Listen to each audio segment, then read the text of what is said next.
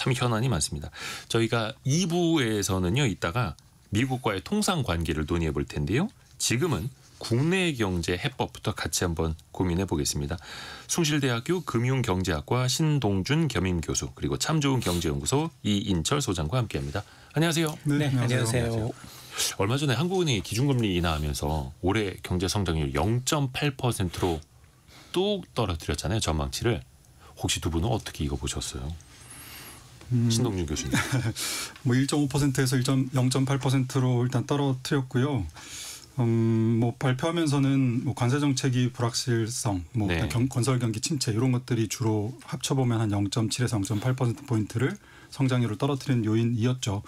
그런데 0%대 성장을 전망한 것은 제가 데이터 보니까 1950년 이후에 86년 동안 성장률 전망이 1% 미만, 그러니까 0%대로 나온 건 총 5번밖에 없었더라고요.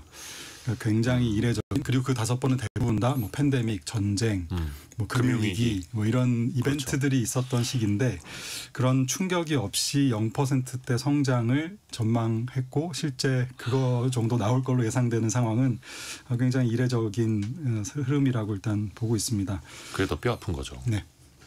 아니 이게 그러니까 외부 충격 때문에 떨어진 게 아니라 그냥 체질이 약해졌다라는 거잖아요. 맞습니다.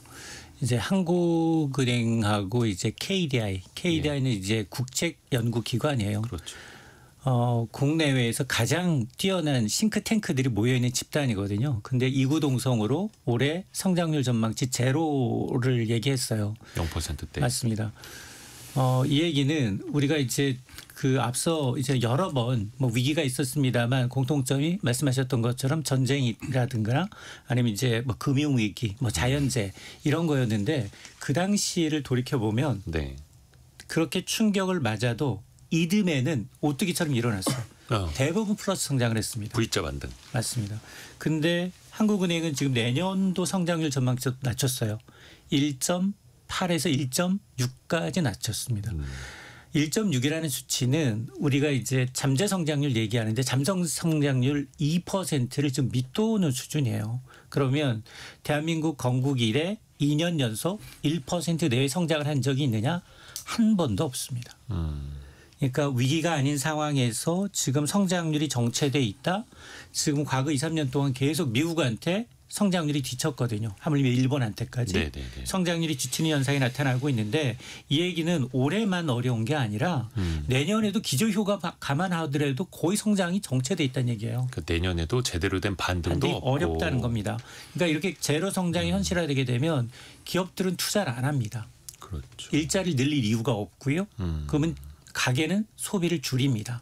그래서 이게 경기 둔화가 반복되는 그러니까 잃어버린 일본의 20년의 이 초입 단계에 와 있다라는 진단이 나오는 이유예요. 신동준 교수님은 증권사에서 리서치 센터장도 하셨고 이코노미스트시기도 하고 근데 일각에서 해외 기관들은요. 0.3%까지 보는 경우가 있어요. 우리나라 성장률 전망을. 네네. 0.8%도 낙관적이라는 겁니까 이거? 어떻게 읽어야 됩니까? 뭐 지금 동력이 있다면 민간 소비하고 수출인데 그동안 수출로만 경제가 버텨주다가 미중 갈등 이후에 수출이 기우뚱하면서 특히 반도체 중심으로 좀 기우뚱하면서 지금 급격하게 성장 동력이 꺼져가고 있는 거죠. 그런데 지금 아까 잠재 성장률 잠깐 말씀해 주신 것처럼 지금 현재 그 KDI에서 지난달인가요? 지난달이네요. 네. 벌써 전망 나온 거 보니까 2025년부터 2030년까지 한국 경제의 잠재 성장률은 1.5%. 1.5요? 예, 1.5%. 그리고 2030년대 30년에서 40년 그 사이에는 0.7, 40년대 0.1% 전망이에요. 그러니까 잠재 성장률이라는 건 우리가 가진 모든 걸 동원을 했을 때 큰 물가 상승을 일으키지 않고 성장할 맞습니다. 수 있는 걸 말하는데 노동 투입과 자본 생산성 이걸로 결정이 되는데요. 노동 투입은 뭐 아시다시피 우리 생산 가능 인구가 점점 빠르게 줄고 있으니까 쉽지 않은 부분이고 그나마 이 전망이 나온 건 생산성이 지난 10년 동안의 생산성이 유지된다는 전제 하에 2030년대 0.7%, 40년대 0.1%인데 만약에 생산성이 유지되지 못한다고 한다면 2040년대 가면 잠재 성장률 자체가 마이너스가 될 리스크가 있다라는 진단인 거죠. 인구가 줄더라도 생산성을 높여야 되는 뭐 AI를 쓰든 로봇을 쓰든. 맞습니다. 근데 당장은 잠재 성장률이 우리 한 그래도 1% 후반으로 보고 있었는데 이제는 1.5%까지 이야기가 나오는 거네요. 네, 앞으로 한 5년 정도는 그 정도 보고 있는 거죠. 아이고야. 이인철 소장님, 얼마 전에 한국은행이 이제 기준금리 내려서 이제 2.5% 아닙니까? 이 정도로 어떻게 경기를 좀 부양시킬 수 있을까요? 이게 사실 성장률 0.1%로 굉장히 어려워요. 예. 우리가 추경 통과했잖아요. 1차 예. 13조 8천억 원. 네. 뭐 산불 피해며 이제 소상공인이며 여러 가지 용도로 쓰이게 되는데 네. 13조 8천억 원이 성장률을 얼마나 견인시키느냐. 한국은행은 0.1% 얘기하고 있어요. 0.1%. 그래서 앞서서 뭐 0.8에서 뭐 소시에테 제너럴이 제로다라고 얘기하는데 0.1% 올리기가 이렇게 어렵습니다. 그러면 한국은행이 우리가 이제 한국은행 출입해 봤잖아요. 기자단으로. 네. 출입하면서 가장 많이 나오는 질문이 그거예요. 도대체 금리 한 단계 0.25% 내리면 경제 성장률 얼마나 이제 좋아지고 일자리 얼마나 늘어나냐거든요. 네. 근데 지금 보면 한국은행이 공식적으로 이건 물론 뭐 시기에 따라서 이제 경제 여건에 따라서 좀 다르긴 하지만 가장 최근에 이제 이창용 총재가 얘기했을 때 기준금리를 0.25%포인트 인하하면 경제 성장률이 중장기적으로 단계적으로 한 0.2% 정도 견인하는 효과가 있다라는 거예요. 근데 금리 인하 지난해 10월부터 시작했잖아요. 네. 지난해 10월 했죠. 11월 연달아 했고요. 올해 2월 했고 5월 했으니까 총 4번 했어요. 그러면 4번 했으니까 한 0.8 막 올라가야 되냐? 그게 아니라는 거예요. 그게 아니어서 기준금리가 이제 뭐 이거는 그냥 경제학상 순차적으로 이렇게 간다는 얘기이지 지금과 같은 뭐 수요가 워낙 부진하죠. 내수 침체 2년 연속 가까이 되다 보니 한국은행이 이처럼 성장률을 절반 이상으로 뚝 낮춘 이유가 내수 부진이 커요. 그렇죠. 관세라는 것이 이 뭐 불확실성이 이제 있긴 하지만 내수 부진이 워낙 크기 때문에 이런 이제 이 구조적인 수요 부진이나 대외 리스크가 크면 효과는 상당히 좀 제한적이다. 그러니까 단순히 금리 인하한다고 해서 경제가 살아난다? 이건 아니다라는 거예요. 과거처럼. 그러니까 지금처럼 수출 둔화나 이제 내수 위축이 동반된 복합 위기 상황에서는 아마 금리를 추가로 더 내린다 하더라도 금리 인하에 따른 경기 부양 효과도 있겠지만 그 부작용 우리가 늘 얘기하고 있는 가계부채 문제며 부동산 양극화며 이런 것이 더 심해질 수도 있다. 그래서 이번 아마 금통에서도 이런 질문이 나왔어요. 아니 한은이 2월에도 1.9에서 1.5%로 성장률을 낮췄고 그리고 5월에도 1.5에서 0.8을 낮췄다면 아니 왜 B컷 한꺼번에 0.25 내리지 말고 0.5% 내려야 되는 게 정상이 아닙니까? 라는 질문이 나왔어요. 이 질문에 이창용 총재는 뭐라고 얘기했느냐. 큰 폭의 금리 인하가 주는 뭐 경기 진작 효과보다는 오히려 부작용. 가계부채며 부동산을 자극할 수 있는 부작용이 더 크기 때문에 점진적으로 금리를 낮추겠다라는 겁니다. 그러니까 과거에 갑자기 몸이 안 좋아졌을 때는 항생제 먹고 주사 빵 맞고 수액도 맞고 하면은 뭐 한 2, 3일 힘들다가 바로 일어설 수 있었는데 이제는 그게 아니라 그냥 약골이 되어가고 있고 노화되어가고 있는데 주사 한두 방으로 이게 될 게 아니다 이런 이야기로도 들립니다. 빙고. 제가 실제 경험한 얘기인데요. 그러니까 왜냐하면 우리 지금 평균 연령 자체가 예. 지금 40대 중반이 아니라 우리나라 전체 평균 연령대가 50대 초반 쪽으로 올라가고 있어요. 예. 이 얘기는 뭐냐. 기본적으로 이제 성인병을 가지고 있다는 거예요. 감기 한 번 걸리면 옛날에 이제 수액 한 번 맞았다면 이제 2번, 3번 맞아도 별 차도가 없다는 겁니다. 신동주 교수님은 어떻게 보세요? 그래도 금리가 2.5% 수준이면 최소한 한 얼마까지는 더 내려야 그래도 좀 도움이 될 거라고 보세요?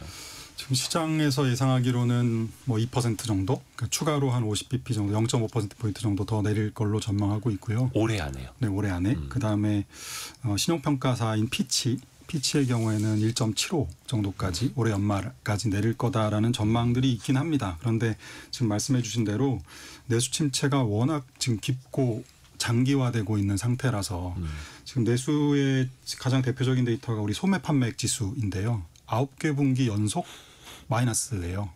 9개 분기니까 벌써 2년이 넘어가는 거고. 9개 분기. 네, 분기 연속 마이너스이고 가계가 흑자 내는 금액, 그러니까 가계가 좀 여유가 있다라고 볼 수 있는 그 데이터조차도 지금 8개 분기 연속 마이너스거든요. 네네.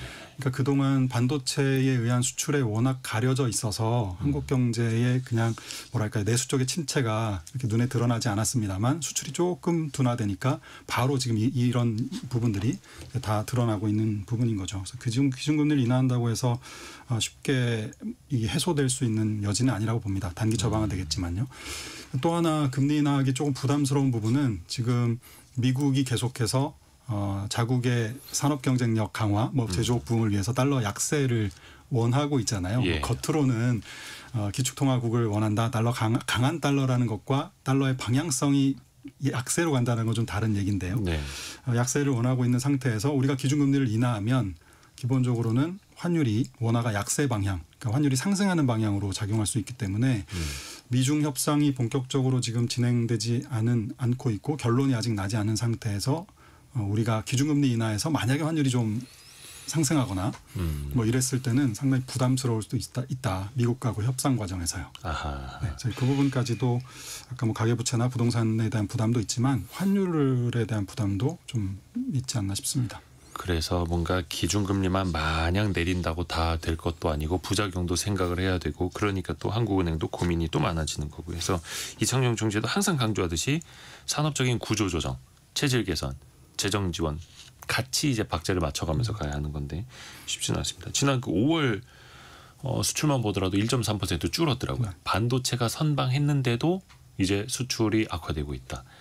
그럼 내수도 안 좋은 상황에서 수출까지 안 좋으면 지난해는 그나마 이제 성장할 수 있었던 게 수출이에요. 수출이 거의 한 90%를 우리 경제 성장에 지탱을 했다면 내수는 2년 연속 지금 침체인 기간에서 금리가 만병통치약은 아니거든요. 네. 여기서 뭐 저는 내년 경기 포함하면 올해만 통화정책 완화가 아니라 내년까지도 금리는 낮아질 수밖에 없는데 근데 미국은 점점 우리가 반대 스탠스로 가고 있거든요. 네. 점점 금리 인하를 지연시키거나 아니면 횟수를 줄이거나 아니면 멈춰야 한다. 오히려 올려야 된다라는 얘기까지 나올 정도이기 때문에 지금 이번에 한국은행이 기준금리 인하하면서 한국과 미국 간 금리 격차가 또 역대 최대예요. 네네네. 2%포인트로 벌어졌어요.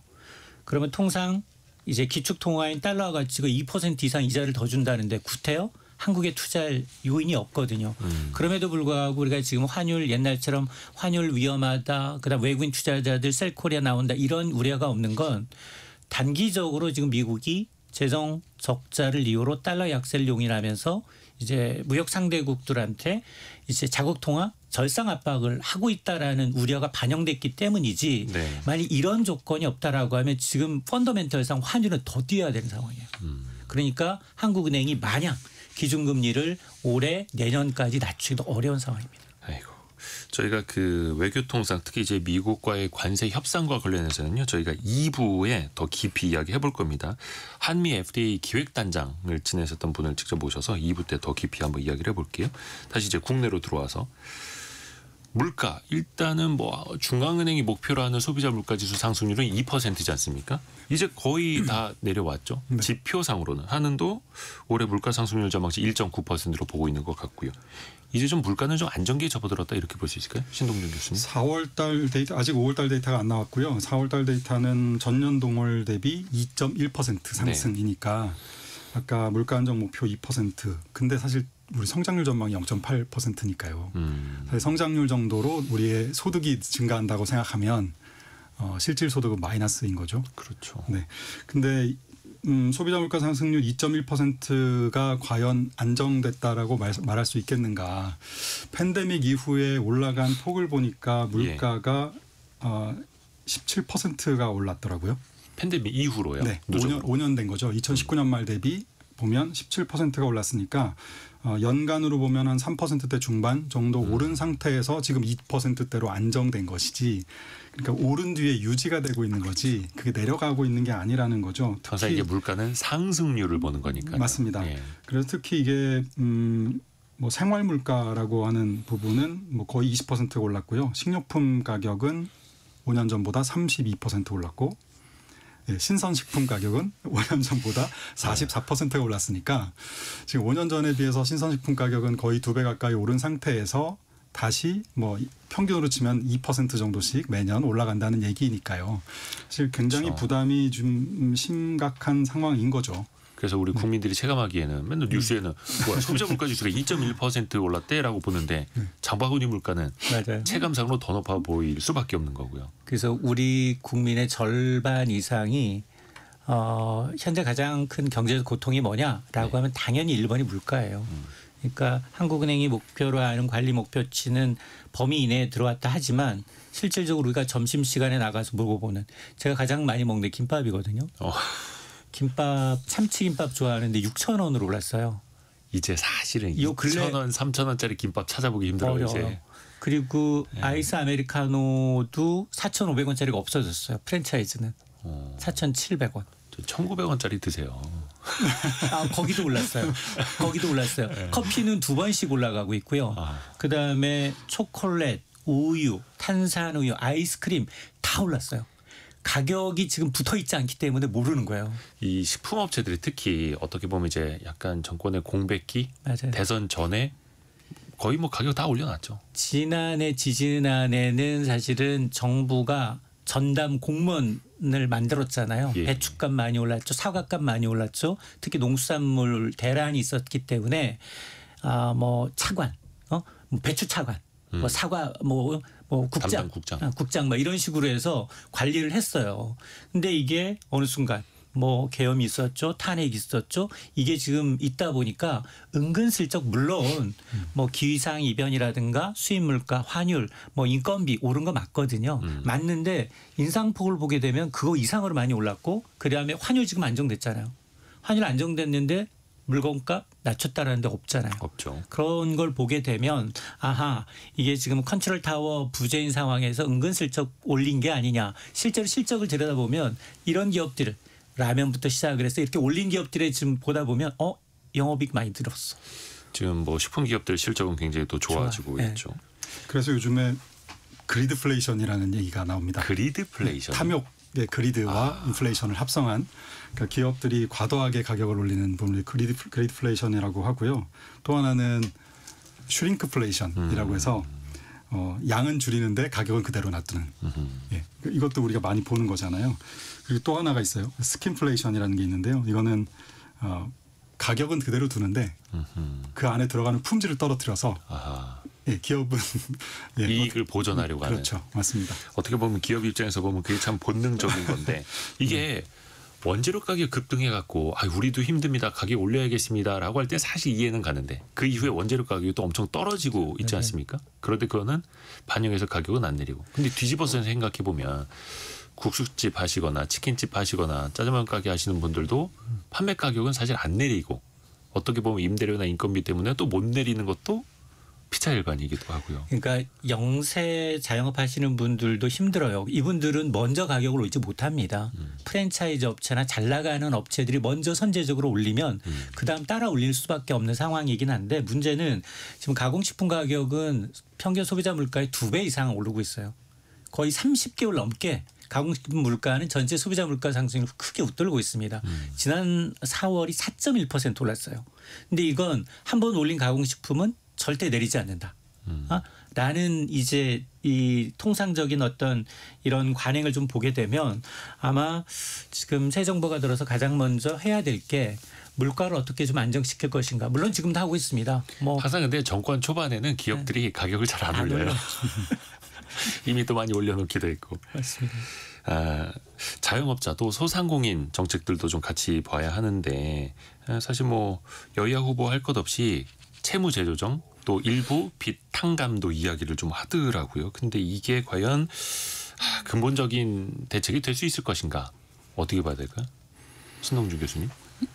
근본적인 대책은 안 되겠죠. 뭐 현금 지원하는 거나 감세나 빚을 이제 탕감해 주는 것들은 일시적으로 소비를 좀 끌어올리는 효과는 분명히 있겠습니다만 뭐 아까 말씀드린 응급처치 정도 수준이라고 생각이 되고요.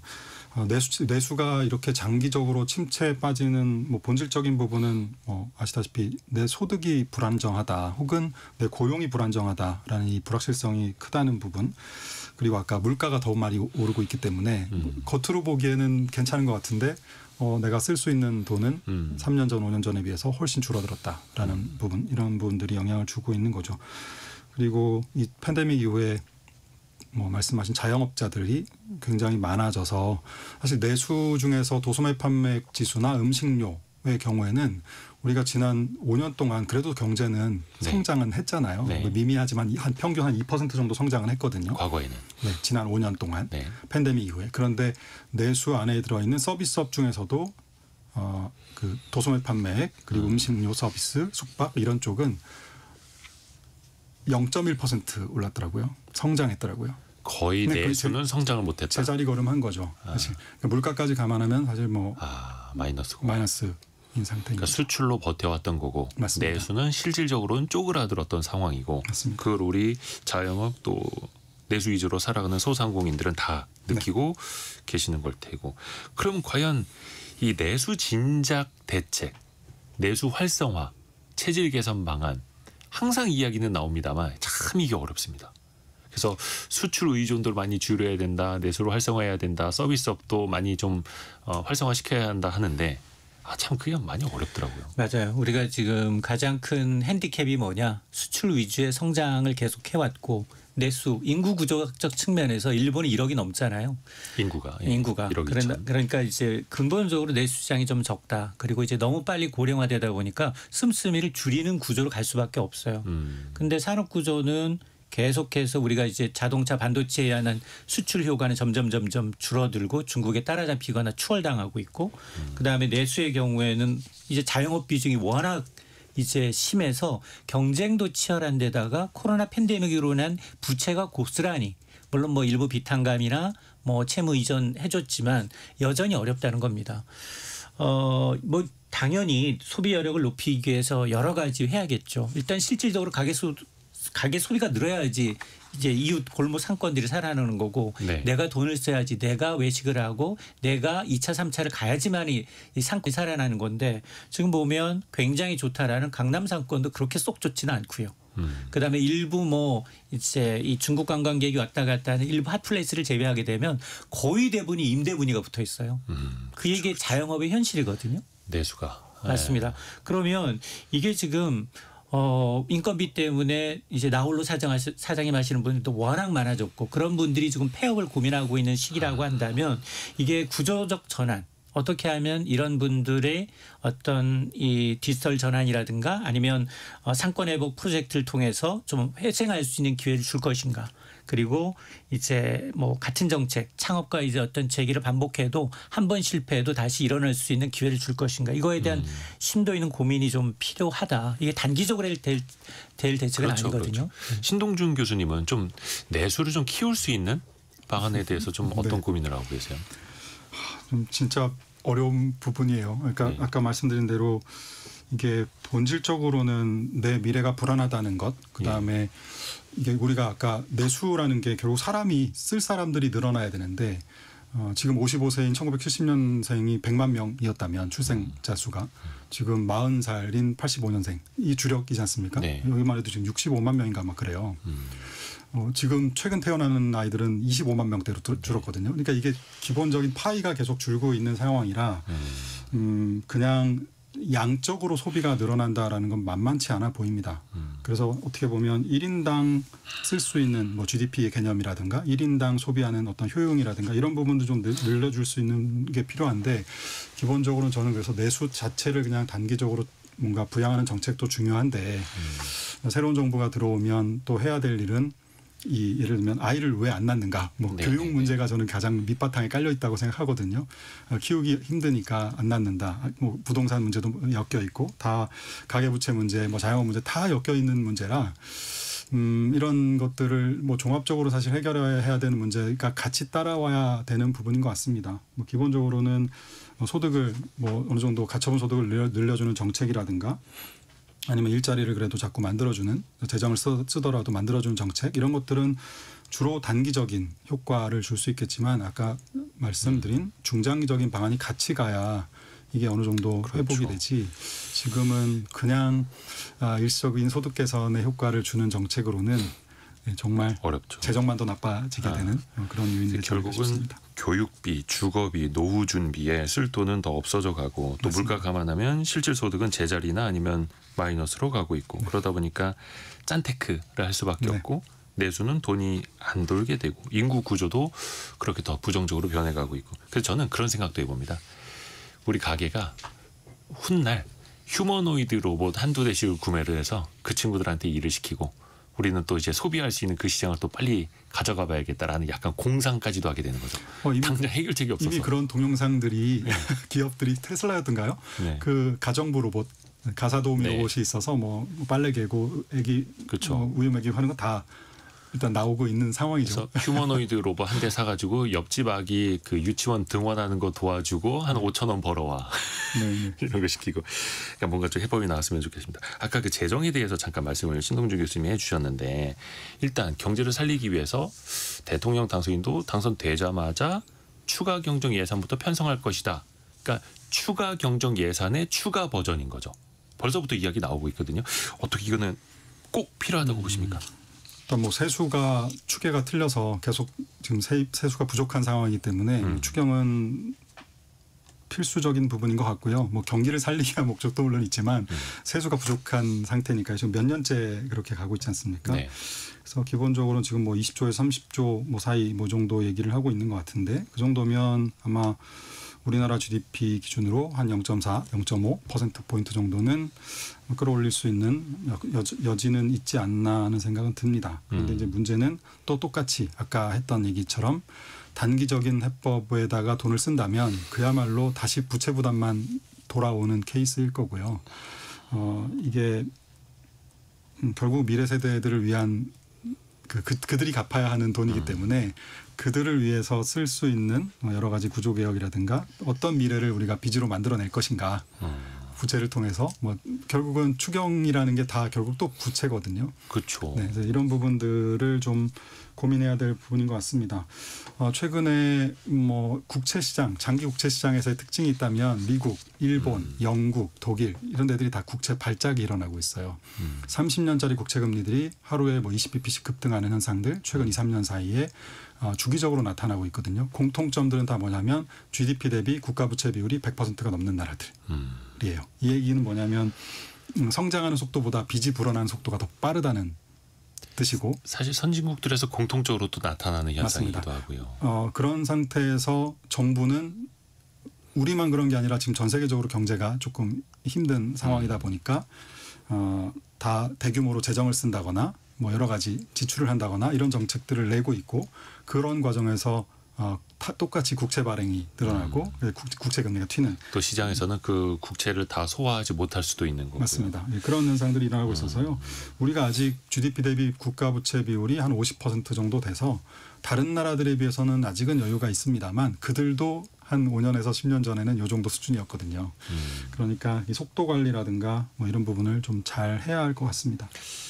그러게요. 이게 참 우선순위를 조금 더 둬야 할 것 같은데 참고로 아까 제가 이제 대통령 당선인이라고 표현했는데 이번 대선에는 당선이신 분이 없더라고요. 생각해보니까 바로 인수위 없이 후보에서 바로 대통령으로 네. 가는 거기 때문에 그러면 이제 어떤 우선순위를 둬야 할까요? 이인철 소장님이 보시기에는 일단 추경을 한다면 어디에다가 어떻게 먼저 써야 한다고 보세요? 일단 1차 추경도 다 집행이 되지 않았잖아요. 13조 8천억 원도 이제 가까스로 지난 이제 국회에서 이제 통과시킨 것이기 때문에 뭐 산불 피해 지원이라든가 소상공인 지원, 뭐 지역 화폐 발행을 통한 이제 지역 경제 활성화 등에 이제 쓰여야겠죠. 가장 이제 아마 이제 적자 국채 13조 8천억 원 가운데서도 지금 세입이 2년 연속 줄었고 앞으로 세입 더 늘어날 가능성은 적어 보여요. 그러니까 이렇게 예상했던 것보다 덜 거친 세수가 최근 2년 동안 86조 원이에요. 맞습니다. 어마어마한 거죠. 거기다가 이 추경의 거의 한 70%는 적자 국채니까 빚내야 된다는 얘기예요. 앞서 우리가 이제 선진국 GDP 대비 100% 넘은 이제 국가 부채에 비해서는 상당히 절반 이하로 안정적인 것 같처럼 보이지만 최근 몇 년 동안에 우리나라가 국가 부채가 늘어나는 속도는 G20 국가 가운데 속도가 가장 빠릅니다. 4배 내지 5배 정도로 속도가 빨라요. 그러니까 우리나라의 정부 부채 비율, GDP 대비 정부 부채 비율은 선진국에 비해서 건전해 보이지만 그게 올라가는 속도가 너무 빠르다. 너무 빠르다는 거예요. 증가하는 속도가 너무 빠르고 그러다 보니 인구 고령화로 아직은 지금 고령화가 됐다라고는 하지만 지금 세금 낼 사람이 점점 이제 줄어드는 구조로 가기 때문에 네. 세수 기반을 어떻게 좀 늘릴 것인가에 대한 고민, 경기를 어떻게든 조금 살려서 세금, 법인세가 지금 대부분인데 줄어드는 네. 거에 법인세 어떻게 많이 거둘 것인가에 대한 고민이 이게 적자 국채는 순전히 이제 우리 후손들의 빚이에요. 빚이고 국민 세금으로 갚아야 합니다. 그러니까 재정 여건이 이제 나쁘다, 좋다 하는 본인 시각에 따라 다를 수 있다. 속도를 보면 굉장히 위험하고 지금 현재 GDP 대비 국가부채 비율만 보면 건전해 보이고 그렇기 때문에 좀 선별적이고 좀 효과가 나는 부분으로 그러니까 우리가 지금 가장 뒤처져 있는 게 미래의 먹거리가 보이지 않아서 기업들이 성장 가능성이 좀 도태되고 있다는 거거든요. 그러니까 이제 미래 먹거리에 대한 투자 그리고 지금 당장 발등에 불인 관세 이제 불똥이 튼 관세 피해 기업들을 어떻게 해서 좀 경쟁력을 좀 끌어올릴 것인가에 대한 고민이 좀 필요한 지점이라고 봅니다. 주식시장 이야기를 좀 마지막으로 해봐야 될 텐데 사실 주식시장이 좋아지면 소비가 좀 늘 수도 있어요. 경기 선행지수를 만드는 구성 요소 중에 하나가 이제 코스피가 들어가기도 하니까요. 대선 이후 주식시장은 좀 어떨 걸로 보세요, 신동주 교수님?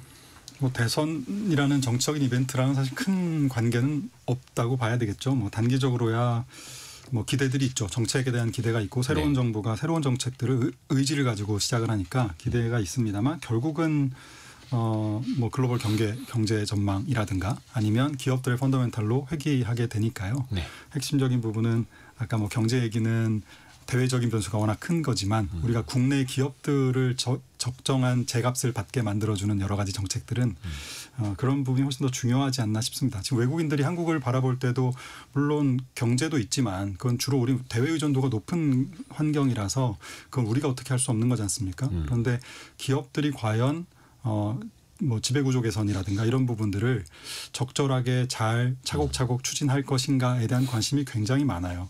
왜냐하면 일본 옆에 나라를 봤거든요. 한 10년 전에 완전히 죽어있던 경제와 주가가 10년 정도의 차곡차곡 지배구조 개선과 뭐 여러 가지 거래소의 상장 유지 절차라든가 요건 강화, 뭐 이사회 구조 뭐 이런 것들을 하면서 거기에 이제 국민연금 같은 공적연금까지도 다 포함된 거죠.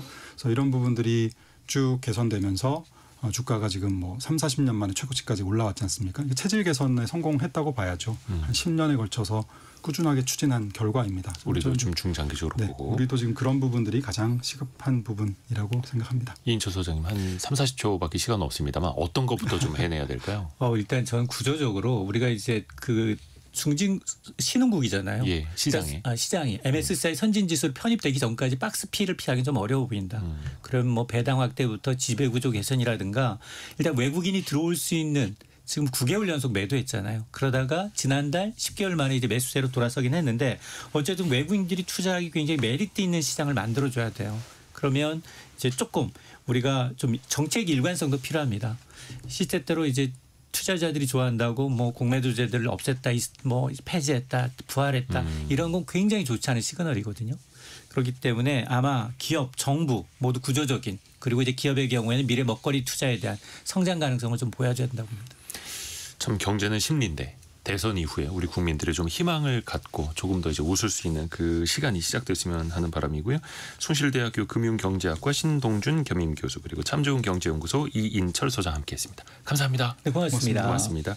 1부 마칠 시간인데요.